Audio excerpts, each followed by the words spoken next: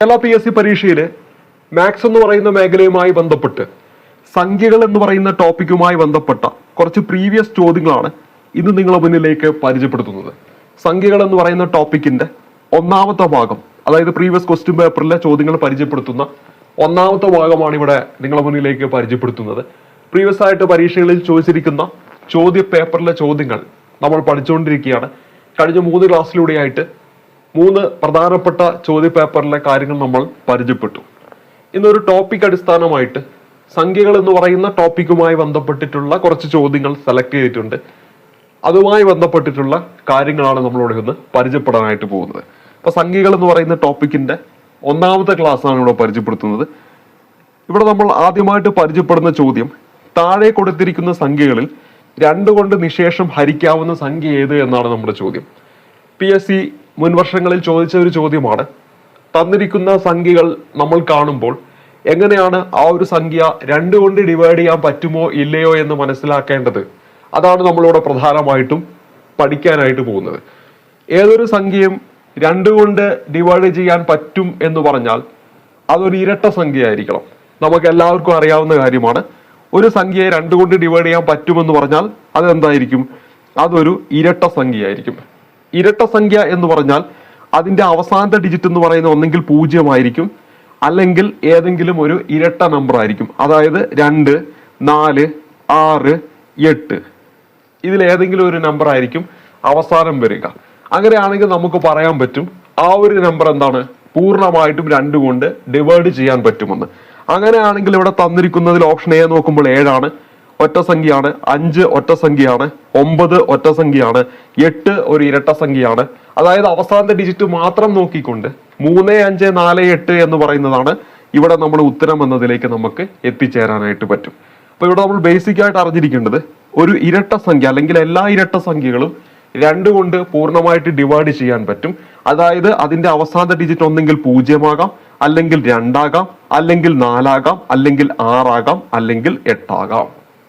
ഈ ഒരു രീതിയിലാണ് നമ്മൾ ഒരു സംഖ്യ നമുക്ക് നൽകിയിട്ടുണ്ടെങ്കിൽ വളരെ വേഗത്തിൽ അത് 2 കൊണ്ട് ഡിവൈഡ് ചെയ്യാൻ പറ്റുമോ ഇല്ലയോ എന്ന് നമ്മൾ ചെക്ക് ചെയ്യുന്നത്. ഈ അടുത്ത ഒരു ചോദ്യത്തിലേക്ക് വരാം. നമ്മുടെ അടുത്ത ചോദ്യം, 8, 4, 2, 6 ഹാഷ്.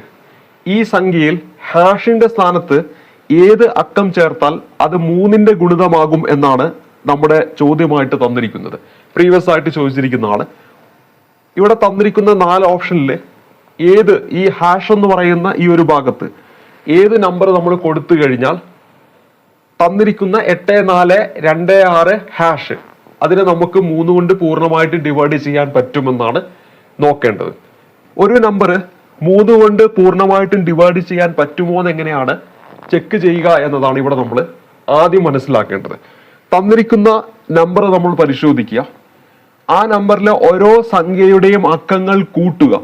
ഇപ്പൊ ഉദാഹരണമായിട്ട് 123 എന്ന് പറയുന്ന ഒരു നമ്പർ എടുത്താൽ അത് 3ന്റെ ഗുണിതമാണോ അല്ലെങ്കിൽ 3 കൊണ്ട് പൂർണ്ണമായിട്ടും ഡിവൈഡ് ചെയ്യാൻ പറ്റുമോ എന്ന് എങ്ങനെയാണ് ചെക്ക് ചെയ്യേണ്ടത്?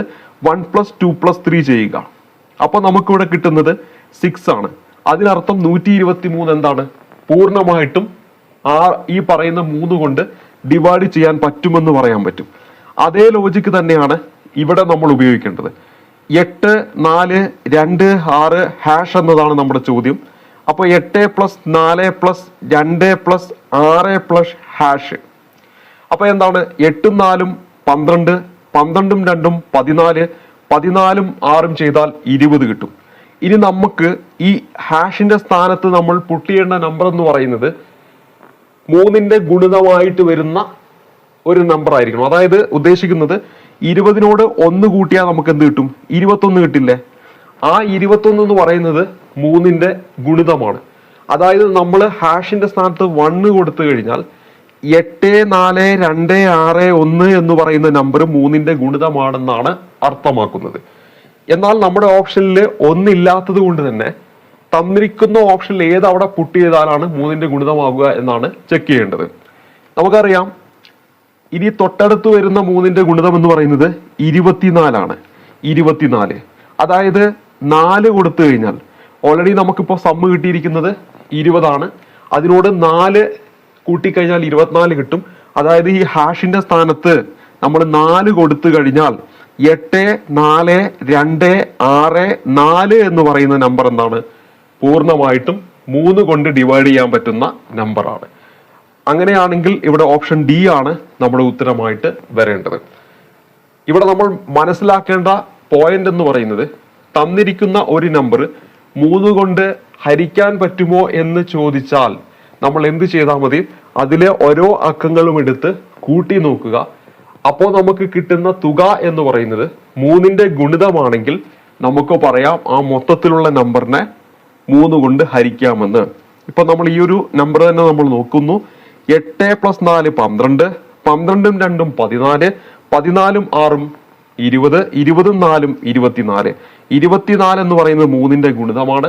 അതുകൊണ്ട് തന്നെ നമുക്ക് പറയാം 8, 4, 2, 6, 4 എന്ന് പറയുന്ന നമ്പർ 3 കൊണ്ട് പൂർണ്ണമായിട്ടും ഡിവൈഡ് ചെയ്യാൻ പറ്റും. ഇവിടെ പ്രധാനമായിട്ടും മനസ്സിലാക്കിയെടുക്കേണ്ടത് ആ ഒരു കാര്യമാണ്. ഇനി നമുക്ക് അടുത്ത ചോദ്യത്തിലേക്ക് വരാം. നമ്മുടെ അടുത്ത ചോദ്യം എന്ന് പറയുന്നത് 4, 7, 3, 2, 5 സ്റ്റാർ 0. ഈ സംഖ്യയിൽ സ്റ്റാറിന്റെ സ്ഥാനത്ത് ഏതക്കം ചേർത്താൽ അതിനെ 4 കൊണ്ട് നിശേഷം ഹരിക്കാൻ സാധിക്കുമെന്നാണ് നമ്മുടെ ചോദ്യം.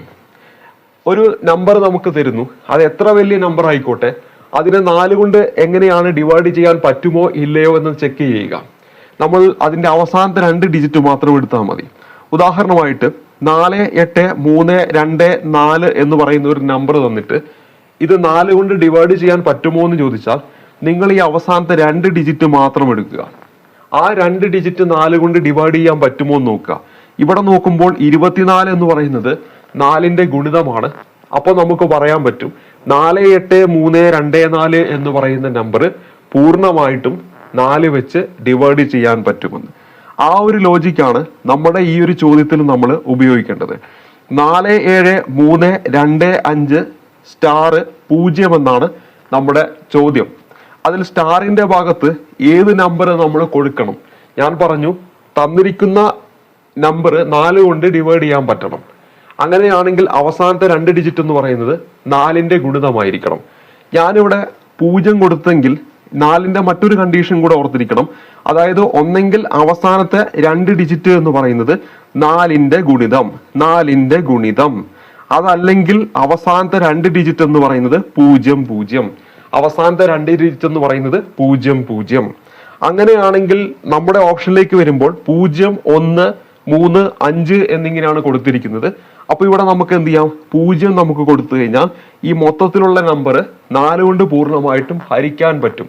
നമ്മളോട് ചോദിച്ചിരിക്കുന്നത് എന്ത് തന്നെയാണ്? തന്നിരിക്കുന്ന ഓപ്ഷനിൽ എന്ത് ഈ സ്റ്റാറിന്റെ ഭാഗത്ത് പുട്ട് ചെയ്താലാണ് 4ന്റെ ഗുണിതമാകുക എന്നാണ്. അപ്പൊ ഇവിടെ ഉത്തരം എന്താണ്?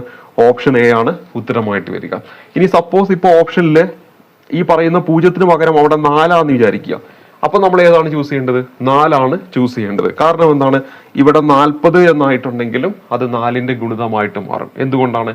40 എന്ന് പറയുന്നത് 4ന്റെ ഗുണിതമാണ്. അവസാനത്തെ 2 ഡിജിറ്റ് എടുക്കുക, അത് 4ന്റെ ഗുണിതമാണെന്ന് നോക്കുക. അങ്ങനെയാണെങ്കിൽ ആ മൊത്തത്തിലുള്ള നമ്പർ എന്താണ്?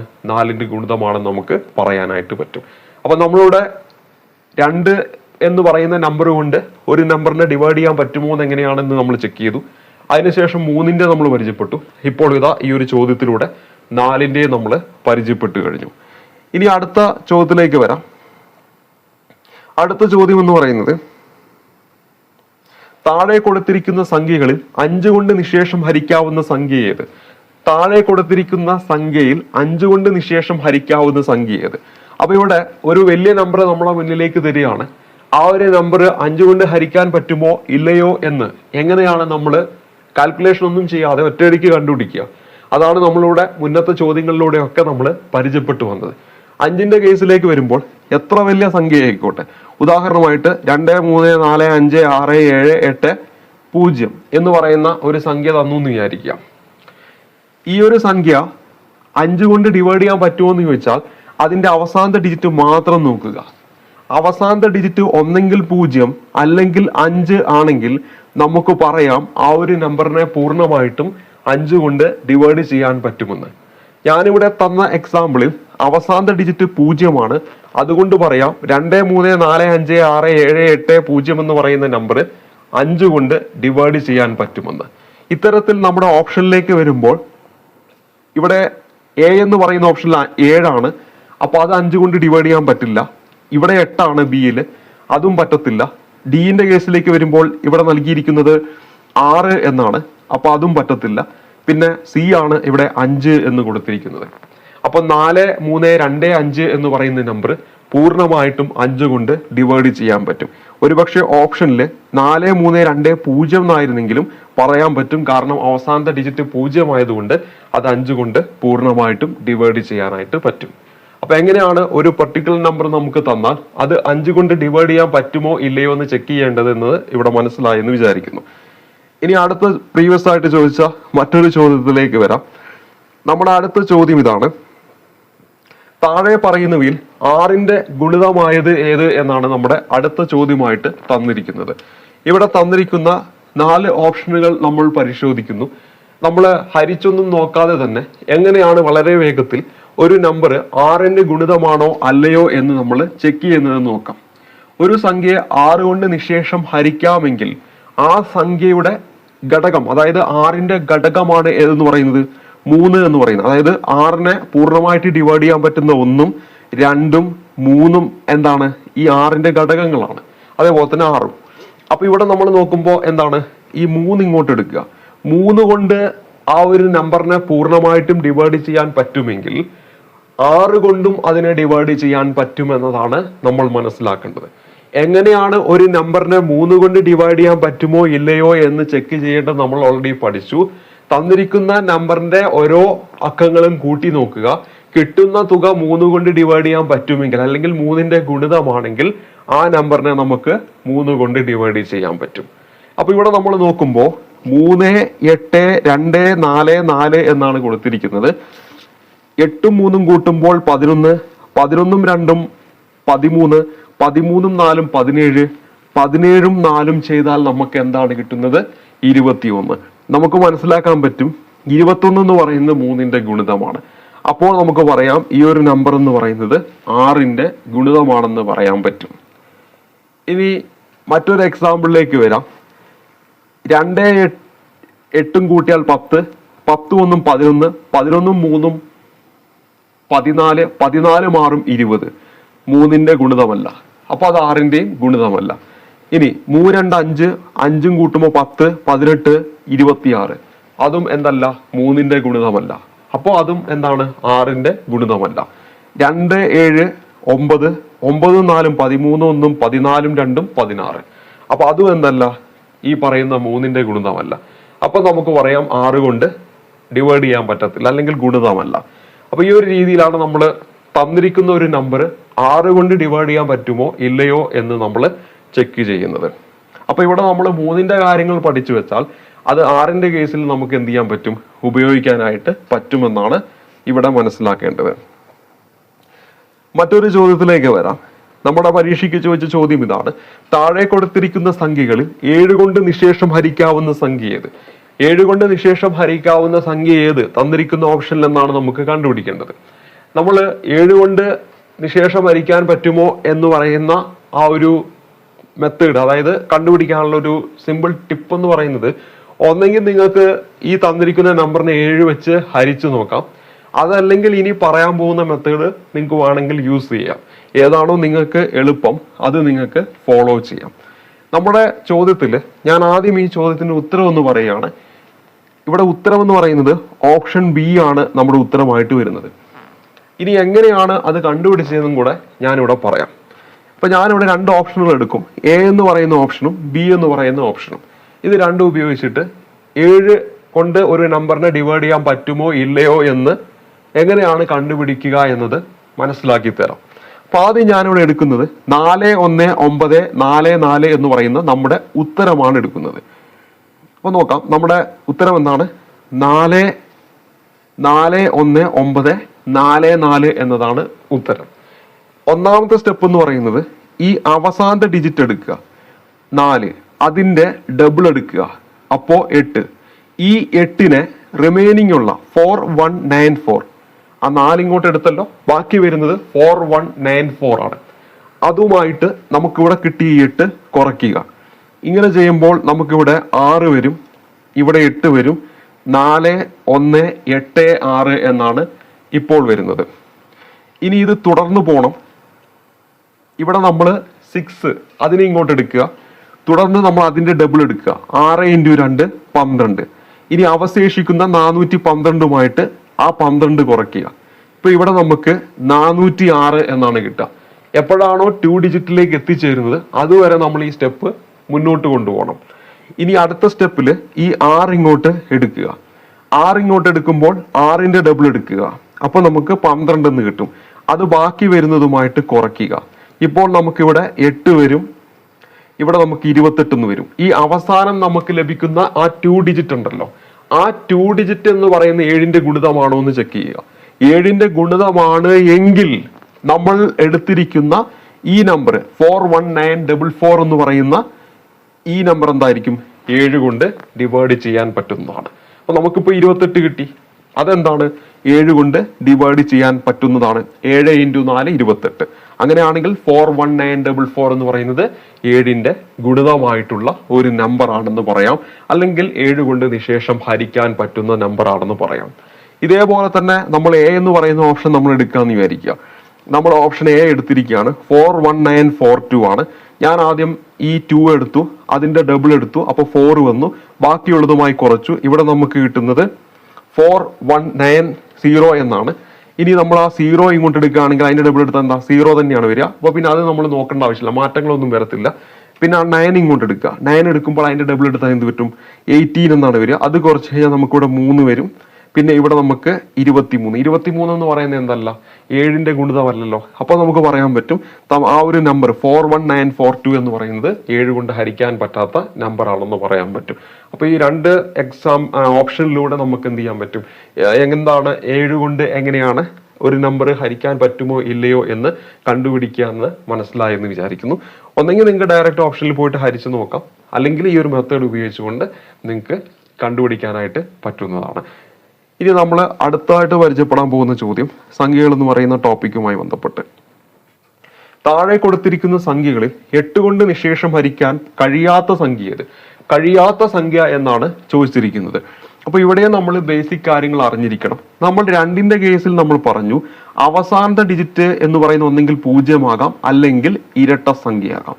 അല്ലെങ്കിൽ നമുക്ക് സിമ്പിൾ ആയിട്ട് പറയാം എല്ലാ ഇരട്ട സംഖ്യകളും 2 കൊണ്ട് ഹരിക്കാൻ പറ്റുമെന്ന്. 4ന്റെ കേസിലേക്ക് വന്നപ്പോൾ നമ്മൾ പറഞ്ഞത് അവസാനത്തെ 2 ഡിജിറ്റ് ഒന്നെങ്കിൽ 00 ആകാം, അല്ലെങ്കിൽ 4ന്റെ ഗുണിതമാകാം. അങ്ങനെയാണെങ്കിൽ ആ മൊത്തത്തിലുള്ള നമ്പർ 4 കൊണ്ട് ഹരിക്കാൻ പറ്റുമെന്ന് നമ്മൾ പഠിച്ചിരുന്നു. 8ന്റെ കേസിലേക്ക് വരുമ്പോൾ ഇവിടെ ഓർത്തിരിക്കേണ്ടത് അവസാനത്തെ 3 ഡിജിറ്റ് ഒന്നെങ്കിൽ 000 ആകാം, അതല്ലെങ്കിൽ അവസാനത്തെ 3 ഡിജിറ്റ് എന്ന് പറയുന്നത് 8ന്റെ ഗുണിതമാകാം. അവസാനത്തെ 3 ഡിജിറ്റ് എന്ന് പറയുന്നത് 8ന്റെ ഗുണിതമാകാം. അങ്ങനെയാണെങ്കിൽ നമുക്ക് പറയാം ആ മൊത്തത്തിലുള്ള നമ്പർ എന്ന് പറയുന്നത് 8 കൊണ്ട് ഡിവൈഡ് ചെയ്യാൻ പറ്റുമെന്ന്.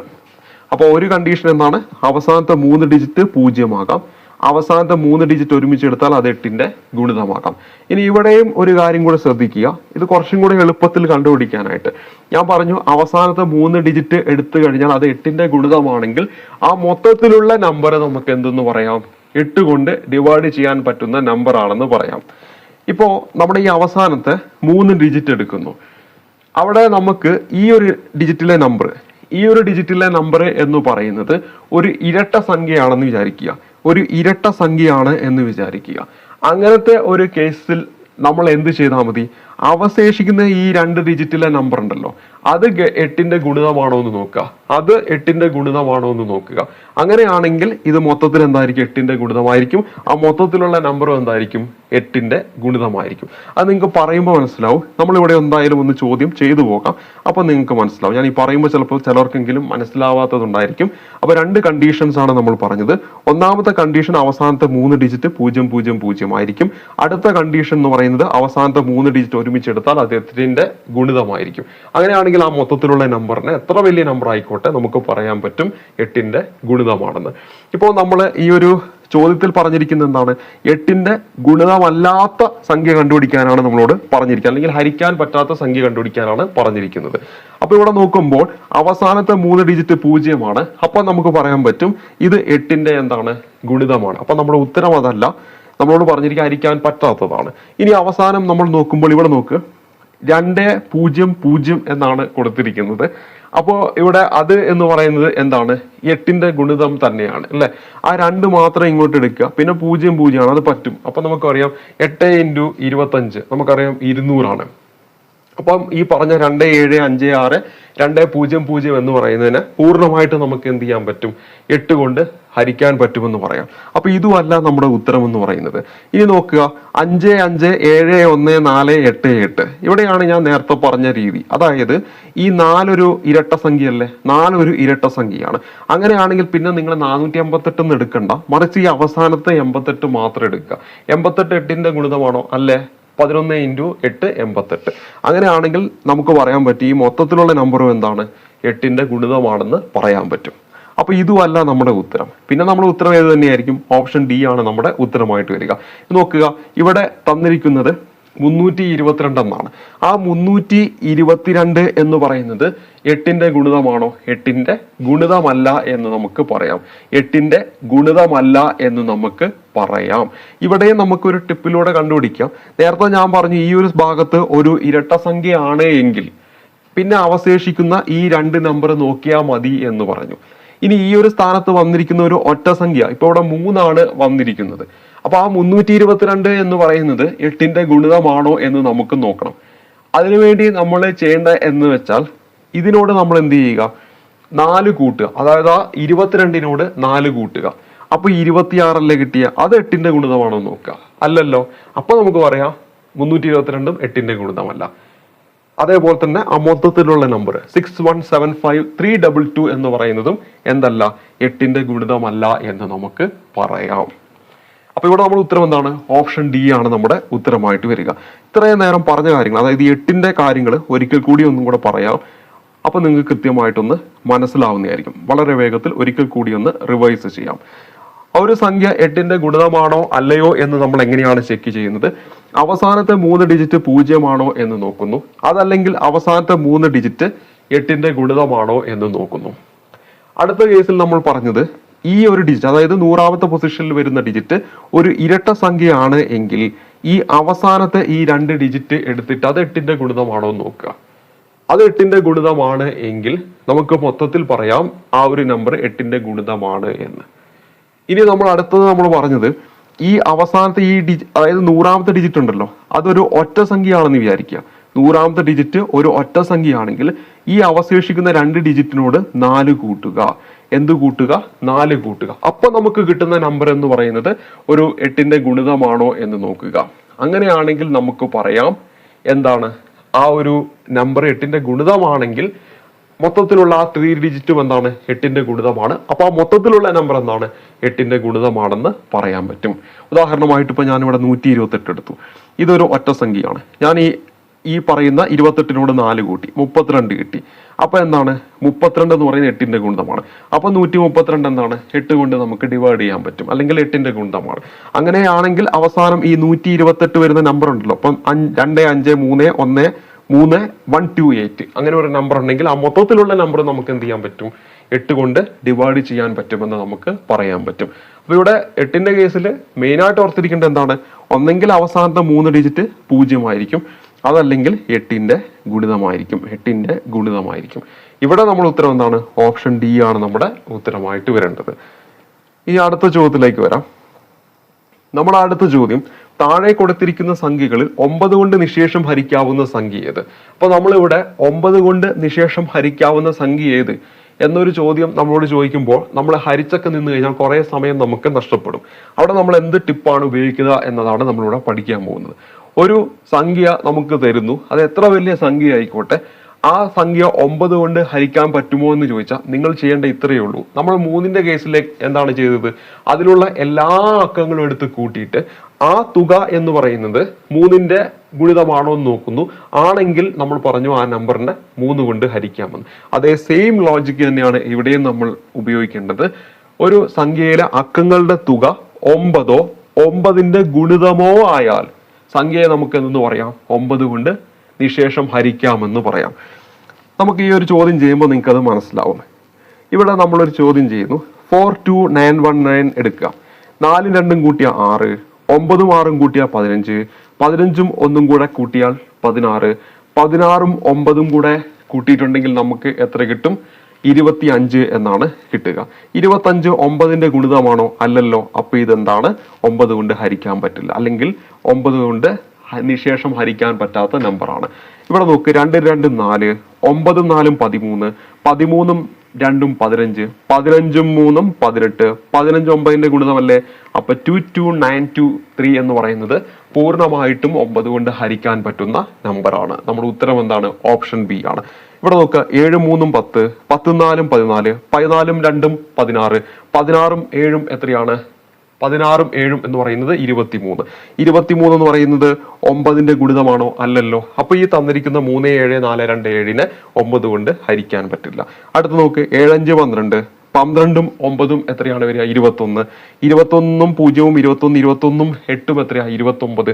29 9ന്റെ ഗുണിതമാണോ? അല്ലല്ലോ. അപ്പൊ നമുക്ക് പറയാം 57908നെ 9 കൊണ്ട് ഹരിക്കാൻ പറ്റില്ല. ആൻസർ ഇവിടെ ഓപ്ഷൻ ബി ആണ് ഉത്തരമായിട്ട് വരേണ്ടത്.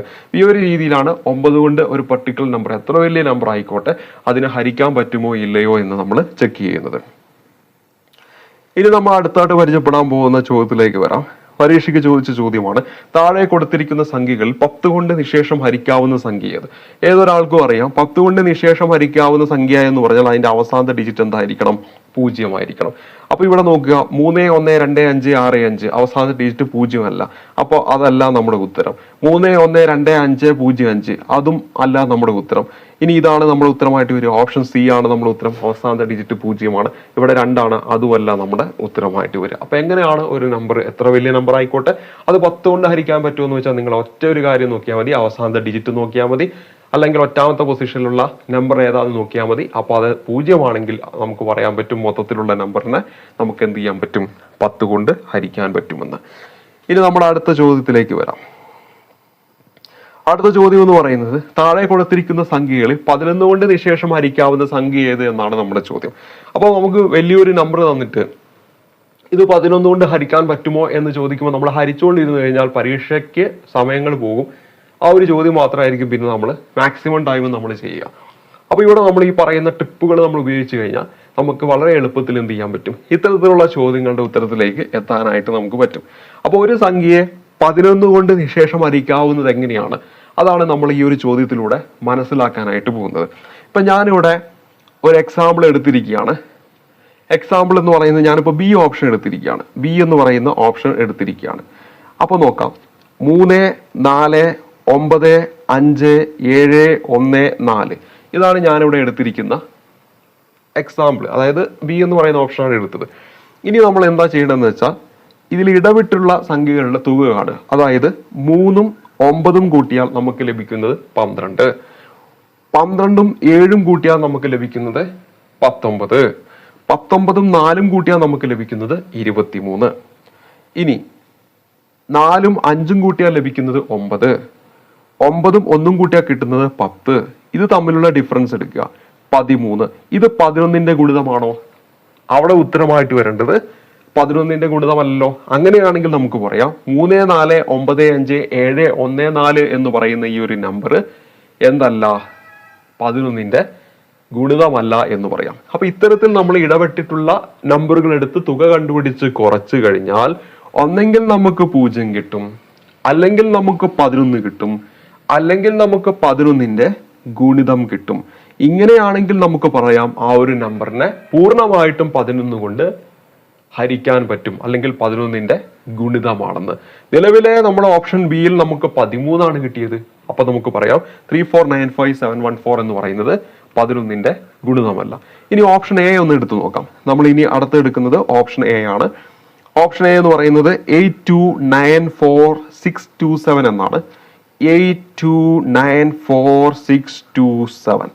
8ഉം 9ഉം കൂടെ കൂട്ടിയാൽ 17, 17ഉം 6ഉം കൂട്ടിയാൽ 23, 23ഉം 7ഉം കൂട്ടിയാൽ 30, 2ഉം 4ഉം കൂട്ടിയാൽ 6, 6ഉം 2ഉം കൂട്ടിയാൽ 12 അല്ലെ. 2ഉം 4ഉം കൂട്ടിയാൽ 6, 6ഉം 2ഉം കൂട്ടിയാൽ 8, 6ഉം 2ഉം കൂട്ടിയാൽ 8 ആട്ടോ. 6 2ഉം കൂട്ടിയാൽ 8, നമുക്ക് എന്താ കിട്ടുക? 22. കുറച്ച് കഴിഞ്ഞാൽ 22 അല്ലേ? 22 11ന്റെ ഗുണിതമാണോ? അല്ലേ? 11 × 2 22. അപ്പൊ നമുക്ക് പറയാം ഓപ്ഷൻ എ 8, 2, 9, 4, 6, 2, 7 എന്ന് പറയുന്നത് പൂർണ്ണമായിട്ടും 11 കൊണ്ട് ഹരിക്കാൻ പറ്റുന്ന സംഖ്യയാണെന്ന്. ഈ ഒരു രീതിയിലാണ് നമുക്കൊരു സംഖ്യ 11 കൊണ്ട് ഹരിക്കാൻ പറ്റുമോ ഇല്ലയോ എന്ന് നമ്മൾ ചെക്ക് ചെയ്യുന്നത്. അപ്പൊ നമ്മളിപ്പോ 1 മുതൽ 11 വരെയുള്ള നമ്പറുകൾ നമ്മൾ എങ്ങനെയാണ് അതിന്റെ ഡിവിസിബിലിറ്റി ചെക്ക് ചെയ്യുക എന്നതാണ് പ്രീവിയസ് ആയിട്ട് ചോദിച്ച ഈ ചോദ്യങ്ങളിലൂടെ നമ്മൾ പഠിച്ചിരിക്കുന്നത്. മറ്റൊരു എക്സാമ്പിളിലേക്ക് വരാം. പ്രീവിയസ് പരീക്ഷയിൽ ചോദിച്ചതാണ് താഴെ കൊടുത്തിരിക്കുന്ന സംഖ്യകളിൽ 12 കൊണ്ട് നിശേഷം ഹരിക്കാവുന്ന സംഖ്യ ഏത്? നമ്മളിപ്പോ 1 മുതൽ 11 വരെ നമ്മൾ പഠിച്ചു വെച്ചു. എന്നാൽ എല്ലാം നമുക്ക് പഠിച്ചു വെക്കാൻ പറ്റുമോ? പറ്റത്തില്ല അല്ല. നമ്മുടെ മൈൻഡിൽ അത് ഉൾക്കൊള്ളാൻ ചിലപ്പോൾ പറ്റണമെന്നില്ല. പിന്നെ നമുക്ക് കുറെ കാര്യങ്ങൾ വേറെ പഠിക്കാനായിട്ടുമുണ്ട്. അപ്പോൾ നമ്മൾ 1 മുതൽ 11 വരെ നിർബന്ധമായും പഠിച്ചു വെക്കണം. ഇനി 1 മുതൽ 11 വരെ പഠിച്ച കാര്യങ്ങളിൽ നിന്ന് വേണം ഇനി ഏത് ചോദ്യം ചോദിച്ചാലും നമ്മൾ കണ്ടുപിടിക്കാനായിട്ട്. അതിനൊരു എക്സാമ്പിൾ ആണ് നമ്മളിവിടെ തന്നിരിക്കുന്ന ഈ ഒരു ചോദ്യം. താഴെ കൊടുത്തിരിക്കുന്ന സംഖ്യകളിൽ 12 കൊണ്ട് നിശേഷം ഹരിക്കാവുന്ന സംഖ്യ ഏതെന്ന് ചോദിച്ചാൽ നമ്മൾ അതിന്റെ കോപ്രൈം എടുക്കാം. അതായത് 12 ഘടകങ്ങൾ എന്ന് പറഞ്ഞാൽ 12 കൊണ്ട് പൂർണ്ണമായിട്ട് ഡിവൈഡ് ചെയ്യാൻ പറ്റുന്ന, അല്ലെങ്കിൽ 12നെ പൂർണ്ണമായിട്ട് ഡിവൈഡ് ചെയ്യാൻ പറ്റുന്ന സംഖ്യകളാണല്ലോ അതിന്റെ ഘടകം എന്ന് പറയുന്നത്. 1 12ന്റെ ഘടകമാണ്, 2 ഉണ്ട്, 3 ഉണ്ട്, 4 ഉണ്ട്, 6 ഉണ്ട്, പിന്നെ 12 ഉണ്ട്. അപ്പൊ ഇതിൽ കോപ്രൈം ആയിട്ടുള്ള 2 ഘടകങ്ങൾ എടുക്കുക. കോപ്രൈം എന്ന് പറഞ്ഞാൽ എന്താ? അത് പരീക്ഷയ്ക്ക് ചോദിക്കും. HCF എന്ന് പറയുന്നത് എത്രയായിരിക്കും?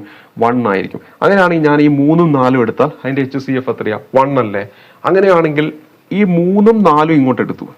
3 കൊണ്ടും 4 കൊണ്ടും പൂർണ്ണമായിട്ടും ഡിവൈഡ് ചെയ്യാൻ പറ്റുമെങ്കിൽ ആ ഒരു നമ്പറിനെ 12 കൊണ്ടും നമുക്ക് എന്ത് ചെയ്യാൻ പറ്റും? ഡിവൈഡ് ചെയ്യാനായിട്ട് പറ്റും. അതാണ് നമ്മളിവിടെ മനസ്സിലാക്കേണ്ടത്. അങ്ങനെയാണെങ്കിൽ നമ്മൾ ഓപ്ഷനിലേക്ക് വരികയാണെങ്കിൽ 3 കൊണ്ട് എങ്ങനെയാണ് ഒരു സംഖ്യ ഡിവൈഡ് ചെയ്യാൻ പറ്റുമോ ഇല്ലയോ എന്ന് ചെക്ക് ചെയ്യേണ്ടത് എന്ന് നമ്മൾ ഓൾറെഡി പഠിച്ചു കഴിഞ്ഞു. 4 കൊണ്ട് എങ്ങനെയാണ് ചെക്ക് ചെയ്യേണ്ടതെന്ന് നമ്മൾ പഠിച്ചു കഴിഞ്ഞു. അപ്പൊ ആദ്യം നമുക്ക് 4 കൊണ്ട് നോക്കാം. 4 കൊണ്ട് ഞാൻ എന്താ പറഞ്ഞത്? ഒന്നെങ്കിൽ അവസാനത്തെ ഡിജിറ്റ് 00 ആയിരിക്കും, അല്ലെങ്കിൽ അവസാനത്തെ 2 ഡിജിറ്റ് എടുത്ത് നോക്കുമ്പോൾ അത് 4ന്റെ ഗുണിതമായിരിക്കും. അങ്ങനെയാണെങ്കിൽ ABC നമുക്ക് എന്താണ് 4ന്റെ ഗുണിതമാണെന്ന് മനസ്സിലാക്കാൻ പറ്റും. സി ഓപ്ഷൻ നമുക്ക് എന്ത് ചെയ്യാൻ പറ്റും? ഡിലീറ്റ് ആക്കാൻ പറ്റും. 65 അത് 4ന്റെ മൾട്ടിപ്പിൾ അല്ലല്ലോ. അതായത് 2, 8, 8, 3, 2, 6, 5 4 കൊണ്ട് നമുക്ക് ഡിവൈഡ് ചെയ്യാൻ പറ്റില്ല. അതുകൊണ്ട് നമുക്ക് പറയാം 12 കൊണ്ടും പറ്റത്തില്ല. അപ്പൊ ഇനി നമ്മൾ ചെക്ക് ചെയ്യേണ്ടത് 3ന്റെ കേസാണ്. അപ്പൊ ഒന്നാമത്തെ കേസ് ഈ പറയുന്ന എയും ബിയും സിയിലും നോക്കുമ്പോൾ സാറ്റിസ്ഫൈ ചെയ്തിരിക്കുന്നു. അടുത്ത കണ്ടീഷൻ എന്താണ്? 3 ചെക്ക് ചെയ്യാൻ പോവുക. 3 എന്താ നമ്മൾ പറഞ്ഞത്? തുക എടുക്കുക. തുക 3ന്റെ ഗുണിതമാണെങ്കിൽ ആ മൊത്തത്തിലുള്ള നമ്പറിനെ നമുക്ക് 3 കൊണ്ട് ഡിവൈഡ് ചെയ്യാൻ പറ്റുമെന്നാണ്. അങ്ങനെയാണെങ്കിൽ ഇവിടെ 2, 6, 8, 8, 16, 16, 3, 19, 19, 2, 21. ഇതെന്താണ്? 3 കൊണ്ട് ഡിവൈഡ് ചെയ്യാൻ പറ്റുന്ന നമ്പറാണ്. ഈ അടുത്തയിലേക്ക് പോയി നോക്ക്. 2, 6, 8 ആണ്. 8, 6, 14, 14, 3, 17, 17, 2, 19. 3 കൊണ്ട് ഡിവൈഡ് ചെയ്യാൻ പറ്റുമോ? പറ്റത്തില്ല. അപ്പൊ ഇത് 12ന്റെ ഗുണിതമല്ല. 2, 6, 8, 8, 16, 16, 4 എത്ര? 20, 20, 2, 22, 22 3 കൊണ്ട് ഡിവൈഡ് ചെയ്യാൻ പറ്റുമോ? പറ്റത്തില്ല. അപ്പൊ ഇത് 12ന്റെയും ഗുണിതമല്ല. നമ്മുടെ ഉത്തരം എന്താണ്? ഓപ്ഷൻ എ ആണ് നമ്മുടെ ഉത്തരമായിട്ട് വരിക. അപ്പൊ ഈ ഒരു രീതിയിലാണ് നമ്മൾ 12ന്റെ ഗുണിതമൊക്കെ ചെക്ക് ചെയ്യുന്നത്. അതായത് നമ്മളിവിടെ പ്രത്യേകം എടുത്ത് പഠിച്ചിട്ടില്ല. 12ന്റെ ഗുണിതം ചെക്ക് ചെയ്യാനായിട്ട് പ്രത്യേകം ഒരു മെത്തേഡ് പഠിച്ചിട്ടില്ല. മറിച്ച് നമ്മൾ പഠിച്ച കാര്യങ്ങളിൽ നിന്ന് നമ്മൾ എന്ത് ചെയ്യാണ്? ഇത് കണ്ടുപിടിക്കുകയാണ് ചെയ്യുന്നത്. മറ്റൊരു എക്സാമ്പിളിലേക്കും കൂടെ വരാം അവസാനമായിട്ട് ഈ ഒരു ക്ലാസ്സിൽ. പ്രീവിയസ് ആയിട്ട് ചോദിച്ചൊരു ചോദ്യമാണ് താഴെ കൊടുത്തിരിക്കുന്ന സംഖ്യകളിൽ 24 കൊണ്ട് നിശേഷം ഹരിക്കാവുന്ന സംഖ്യ ഏത്? അപ്പോൾ നമ്മൾ അതിൻ്റെ ഒരു ഘടകം എടുക്കുക. 3 എന്ന് പറയുന്ന ഒരു ഘടകം എടുക്കുക. ആ 3 കൊണ്ട് ഈ തന്നിരിക്കുന്ന നമ്പറുകളൊക്കെ ഡിവൈഡ് ചെയ്യാൻ പറ്റുമോ എന്ന് നോക്കുക. പറ്റുന്ന നമ്പർ ഏതാണോ അത് നമ്മളൊന്ന് പരിശോധിക്കുക. പറ്റാത്ത നമ്പറുകളെല്ലാം എന്താണ്? 24ലും പറ്റില്ല എന്ന് മനസ്സിലാക്കുക. അതായത് നമ്മൾ പഠിച്ച കാര്യങ്ങളിൽ നിന്ന് ഈ പറയുന്ന വലിയ നമ്പറുകളൊക്കെ ചോദിച്ചാൽ ഉത്തരത്തിലേക്ക് എത്തുന്നു. നോക്കാം. 1ഉം 5ഉം കൂട്ടിയാൽ 6, 6ഉം 8ഉം കൂട്ടിയാൽ 14, 14ഉം 2ഉം കൂട്ടിയാൽ 16, 16ഉം 4ഉം കൂട്ടിയാൽ 20, 20 3 വെച്ച് ഡിവൈഡ് ചെയ്യാൻ പറ്റുമോ? പറ്റത്തില്ല. അപ്പൊ ഇത് 24 വെച്ചും പറ്റത്തില്ല. ഇനി നോക്കുക. 1ഉം 4ഉം കൂട്ടിയാൽ 5, 5ഉം 8ഉം കൂട്ടിയാൽ എത്രയാ? 13, 13ഉം 2ഉം കൂട്ടിയാൽ 15, 15ഉം 4ഉം കൂട്ടിയാൽ 19. അതും പറ്റത്തില്ലല്ലോ 3 വെച്ച്. അപ്പൊ അത് 24 വെച്ചും പറ്റത്തില്ല. ഇനി 1ഉം 3ഉം കൂട്ടിയാൽ എത്രയാ? 4, 4ഉം 8ഉം കൂട്ടിയാൽ 12, 12ഉം 2ഉം എത്രയാ? 14, 14ഉം 4ഉം 18. അത് പറ്റുമോ? പറ്റും അല്ലെ? 18 എന്ന് പറയുന്നത് 3ന്റെ ഗുണിതമാണ്. അപ്പൊ അതവിടെ ഒന്ന് വെക്കുക. ഇനി അടുത്ത 1ഉം 2ഉം കൂട്ടിയാൽ എത്രയാ? 3, 3ഉം 8ഉം കൂട്ടിയാൽ എത്രയാ? 3ഉം 8ഉം 11, 11ഉം 2ഉം എത്രയാ? 13. 13ഉം 4ഉം എത്രയാ? 17. 17 പറ്റത്തില്ലല്ലോ, 3ന്റെ ഗുണിതമല്ലല്ലോ. അങ്ങനെയാണെങ്കിൽ 12ന്റെ ഗുണിതമല്ല. അങ്ങനെയാണെങ്കിൽ നമുക്ക് പറയാൻ പറ്റും ഓപ്ഷൻ സി ആണ് നമ്മുടെ ഉത്തരമായിട്ട് വരിക. 13824 എന്നതാണ് 24 വെച്ച് നിശേഷം ഹരിക്കാൻ പറ്റുന്ന ഓപ്ഷൻ എന്ന് പറയുന്നത്. അപ്പൊ നമ്മൾ പഠിച്ച കാര്യങ്ങളിൽ നിന്ന് വലിയ വലിയ നമ്പറുകൾ ചോദിക്കുമ്പോൾ ഉത്തരത്തിലേക്ക് എത്തിച്ചേരുക. ഇനി മറ്റൊരു എക്സാമ്പിളും കൂടെ പറയാം, അപ്പൊ നിങ്ങൾക്ക് കൃത്യമായിട്ട് മനസ്സിലാവും. ഇത് ലാസ്റ്റത്തെ എക്സാമ്പിൾ ആണ്, പരീക്ഷയ്ക്ക് ചോദിച്ചതാണ്. താഴെ തന്നിട്ടുള്ളവയിൽ 99 കൊണ്ട് നിശേഷം ഹരിക്കാൻ സാധിക്കുന്ന സംഖ്യ ഏത്? 99 എന്ന് കേൾക്കുമ്പോൾ തന്നെ നമ്മുടെ മനസ്സിലേക്ക് അയ്യോ ഇതെങ്ങനെ ചെയ്യും എന്ന് നിങ്ങൾ ചിന്തിച്ചിട്ടുണ്ടാകും. എന്നാൽ സിമ്പിൾ ആണ്. 91 എന്ന് പറയുന്നത് എന്താ? 11 × 9 അല്ലേ? അപ്പോൾ തന്നിരിക്കുന്ന ആ നമ്പർ 9 കൊണ്ട് ഡിവൈഡ് ചെയ്യാൻ പറ്റുമോ അല്ലെങ്കിൽ 11 കൊണ്ട് ഡിവൈഡ് ചെയ്യാൻ പറ്റുമോ എന്ന് നമ്മൾ ചെക്ക് ചെയ്യുക. നോക്കുക, ഇവിടെ 4, 8, 2, 4 അത് 9 കൊണ്ട് എങ്ങനെയാണ് ഡിവൈഡ് ചെയ്യാൻ പറ്റുക? നമ്മൾ ചെക്ക് ചെയ്ത് എല്ലാം കൂടെ കൂട്ടുക. ഇപ്പോൾ നമ്മൾ നോക്കുമ്പോൾ 8, 4, 12. 12 2 എത്രയാ? 14. 14 4 എത്രയാ? ഇവിടെ 18 വന്നേ. 9 കൊണ്ട് ഡിവൈഡ് ചെയ്യാൻ പറ്റും. അടുത്തതിലേക്ക് പോവുക. 1 7 എത്രയാ? 8. 8 5 എത്രയാ? 13. 13 6 18, അതും പറ്റും. ഇനി 7 5 എത്രയാ? 7 5 എന്ന് പറയുന്നത് നമുക്കറിയാം എത്രയാണ് വരിക? 12. 12 3 എത്രയാ? 15. 15 3 എത്രയാ? 18, അതും 18 പറ്റി. അപ്പോൾ 9 കൊണ്ട് ഡിവൈഡ് ചെയ്യാൻ പറ്റും. 2 7 7 3 10. അപ്പൊ ഇവിടെ നമുക്ക് നോക്കുമ്പോൾ ഇത് പറ്റത്തില്ല. അപ്പൊ അതെന്താണ്? 99 കൊണ്ടും ഡിവൈഡ് ചെയ്യാൻ പറ്റത്തില്ല. 9 കൊണ്ട് ഡിവൈഡ് ചെയ്യാൻ പറ്റില്ലല്ലോ. അപ്പൊ 99 കൊണ്ട് ഡിവൈഡ് ചെയ്യാൻ പറ്റില്ല. ഇനി നമ്മൾ അടുത്ത് ചെക്ക് ചെയ്യേണ്ടത് 11 കൊണ്ട് ചെയ്യാൻ പറ്റുമെന്നാണ്. കാരണം നമുക്ക് എന്താണ് ഈ തന്നിരിക്കുന്ന എയും ബിയും സിയും 9 കൊണ്ട് പറ്റുമെന്ന് നമ്മൾ മനസ്സിലാക്കി കഴിഞ്ഞു. അപ്പൊ ഇനി അടുത്ത സ്റ്റെപ്പിലേക്ക് പോകണം. 11 കൊണ്ട് ഡിവൈഡ് ചെയ്യാൻ പറ്റുമെന്ന് ചെക്ക് ചെയ്യണം. അപ്പൊ നമ്മൾ എങ്ങനെയാണ് പഠിച്ചത്? ഇടവിട്ടിട്ടുള്ള നമ്പറുകളുടെ തുക എടുത്ത് കുറച്ചിട്ട് കാണുക എന്നല്ല പഠിച്ചത്. അപ്പൊ നോക്കുമ്പോൾ ഇവിടെ 4 + 0 4, 4 + 4 8, 8 + 2 എത്രയാ? 10. ഇത് കുറച്ച് കഴിഞ്ഞാൽ നമുക്ക് 2 അല്ലേ കിട്ടുക? പറ്റത്തില്ല. അത് 11ന്റെ ഗുണിതമാണോ അല്ലെങ്കിൽ 0 ആണോ അല്ലെങ്കിൽ 11 ആണോ? ഇതൊന്നും അല്ലല്ലോ. അപ്പൊ നമുക്ക് പറയാൻ പറ്റും ഇത് 99 കൊണ്ട് ഡിവൈഡ് ചെയ്യാൻ പറ്റത്തില്ല. ഇനി അടുത്തത് 1 + 0 1, 1 + 6 7, 7 + 5 12. ഇത് കുറച്ച് കഴിഞ്ഞാൽ 5 അല്ലേ കിട്ടുക? അപ്പൊ അതും എന്ത് ചെയ്യില്ല? പറ്റത്തില്ല. ഇനി അടുത്തത് 5 + 3 8, 8 + 1 9, 7 + 2 9, 9 - 9 0. 0 കിട്ടിയാൽ നമ്മൾ പഠിച്ചു എന്താണ്? 11ന്റെ ഗുണിതമാണ്. അങ്ങനെയാണെങ്കിൽ നമുക്ക് പറയാൻ പറ്റും ഓപ്ഷൻ ബി എന്ന് പറയുന്നത് 99ന്റെയും ഗുണിതമാണ്, അല്ലെങ്കിൽ 99 കൊണ്ട് പൂർണ്ണമായിട്ടും ഡിവൈഡ് ചെയ്യാൻ പറ്റും. അപ്പൊ ഇവിടെ നമ്മൾ എന്താണ് ആദ്യത്തെ 1 മുതൽ 11 വരെ ഉള്ളത് നല്ല രീതിയിൽ ഒന്ന് പഠിച്ചു വെച്ചു. അതിനുശേഷം നമ്മൾ ആ കാര്യങ്ങൾ ഉപയോഗിച്ചുകൊണ്ട് എത്ര വലിയ നമ്പറുകൾ ചോദിച്ചാലും ഈ ലോജിക്ക് ഉപയോഗിച്ചുകൊണ്ട് ഇതൊരു ഇങ്ങനെയാണ് ചെയ്യുക, ഇങ്ങനെയാണ് ചെയ്യേണ്ടത് എന്ന് പറയേണ്ടതല്ല. മറിച്ച് എന്താണ് നമുക്ക് ഈ പറഞ്ഞ കാര്യങ്ങളിൽ നിന്ന് ഇങ്ങനെയൊക്കെ ചെയ്താൽ ഉത്തരം കിട്ടുമെന്ന് മനസ്സിലാക്കി എടുക്കുമ്പോഴാണ് എന്ത് ചെയ്യുന്നത് ഈ അവസാനം ചെയ്ത 3ഓളം ചോദ്യങ്ങൾ നമുക്ക് എളുപ്പമായിട്ട് മാറുക. അപ്പോൾ ഈ നാളെ ഒരു പരീക്ഷയ്ക്ക് വേറെ ചിലപ്പോൾ 70 വെച്ച് ഡിവൈഡ് ചെയ്യാൻ പറ്റുന്ന നമ്പർ ഏതാണെന്ന് വെച്ചാൽ അപ്പോൾ നിങ്ങൾ മനസ്സിലാക്കണം അതിന്റെ ഘടകങ്ങൾ ഏതൊക്കെയാണെന്ന് കണ്ടുപിടിച്ച് അത് വെച്ചിട്ട് ഈ തന്നിരിക്കുന്ന ഓപ്ഷനിലൂടെ പോയിട്ട് ഉത്തരത്തിലേക്ക് എത്താൻ വേണ്ടി ശ്രമിക്കണം. അപ്പോൾ ഈ ഒരു ക്ലാസ്സിൽ നമ്മൾ പരിചയപ്പെടുത്തിയത് വളരെ പ്രധാനപ്പെട്ട ഈ പറയുന്ന സംഖ്യകൾ എന്ന് പറയുന്ന ഭാഗത്തെ ഒന്നാമത്തെ ഭാഗമാണ് പ്രീവിയസ് ക്വസ്റ്റ്യൻസിൽ നിന്നും പരിചയപ്പെടുത്തത്. പ്രീവിയസ് ക്വസ്റ്റ്യൻസിലൂടെ മാത്സ് എന്ന് പറയുന്ന ഭാഗം എളുപ്പമാക്കുക എന്നതാണ് നമ്മുടെ ലക്ഷ്യം. അപ്പോൾ ഇവിടെ നമ്മൾ ഒരു ടോപ്പിക് എടുത്തുകൊണ്ട് അതിലെ കുറച്ച് ചോദ്യങ്ങൾ പരിചയപ്പെടുത്തി, ടോപ്പിക് അടിസ്ഥാനമായിട്ടുള്ള ചോദ്യങ്ങളും നിങ്ങളുടെ മുന്നിലേക്ക് പരിചയപ്പെടുത്തി പോകും. ഒപ്പം പ്രീവിയസ് ആയിട്ടുള്ള ചോദ്യ പേപ്പറിലെ അതേപോലെയും പരിചയപ്പെടുത്തി പോകും. 3 ചോദ്യ പേപ്പർ പരിചയപ്പെടുത്തിയിട്ടുണ്ട്. തൊട്ടടുത്ത ക്ലാസ്സിൽ ഇത്തരത്തിലുള്ള തുടർന്നുള്ള പ്രീവിയസ് ചോദ്യങ്ങളായിട്ട് കണ്ടുമുട്ടാം. മാത്സ് എന്ന് പറയുന്ന ഭാഗം ആർക്കെങ്കിലും ഒക്കെ പാടായിട്ട് തോന്നുന്നുണ്ടെങ്കിൽ ഈ ഒരു ക്ലാസ് നിങ്ങൾ ഫോളോ ചെയ്തോ, ഞാൻ ഉറപ്പ് തരുന്നു നിങ്ങൾക്ക് മാത്സ് എളുപ്പമായിരിക്കും. അപ്പോൾ അടുത്തൊരു ക്ലാസ്സിലൂടെ കാണുന്നവരേക്കും നന്ദി, നമസ്കാരം.